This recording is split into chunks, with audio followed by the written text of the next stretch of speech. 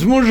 قبایلی سیټ اپ دی بلوچستان کې، بلوچ سیمه کې بلوچ قبایلی سیټ اپ دی، پښتون سیمه کې نن پښتون مشر سکم دی، قبایلی سیټ اپ دی، زموږ قبایلی مشران دي، ملکان صاحبان دي، نوابان صاحبان دي، سرداران صاحبان دي، نه هر څه سبلی ټول بلوچستان کې. نو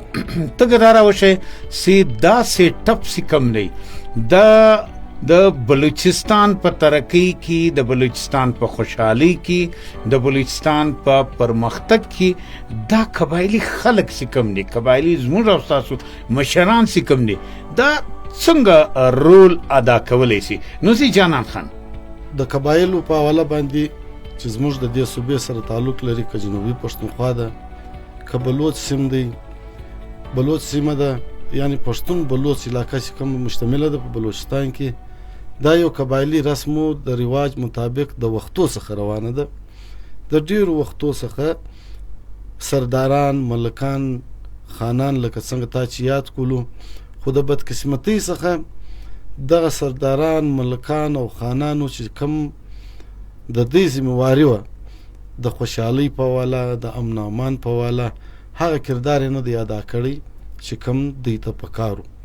زه به تا ته واضح یو کوچنی مثال درکم چې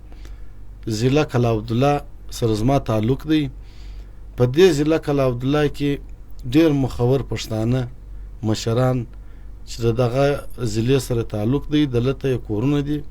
او دلته شتون لري. دا کوچنی ضلع کلا عبدالله چې ته حساب ورته وکړې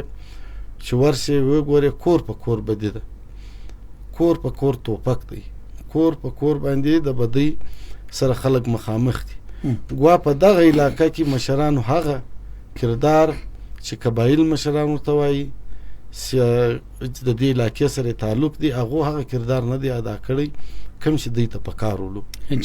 زموږ پښتنه سیمه کومه ده، دلته که د تعلیم سهولتونه دي د حکومت لخوا هر څه سته، که د صحت سهولتونه دي د حکومت لخوا هر څه سته، خو لیکن ولس ته دا سهولتونه، دا شیونه څه کم دي، دا نن هم نه دي موجوده. نو په دې کې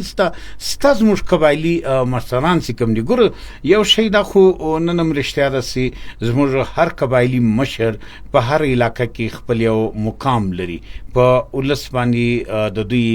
لاس دی، ولس د دوی خبره مني، دا هر څه مني. نو دلته څنګه داسې خوشحالي راتلی سي، څنګه دا بنیادي سهولتونه څه کم دي دا خلکو ته رسېدلی سي؟ چې دا وطنیار صاحب داسې دی چې د ولس حقیقي نمایندګي چې وي، د ولس حقیقي نمایندګي چې وي، منتخبه خلک زموږ په حلقو کې، خاص کار که بلوچ وطن دی که پښتون وطن دی،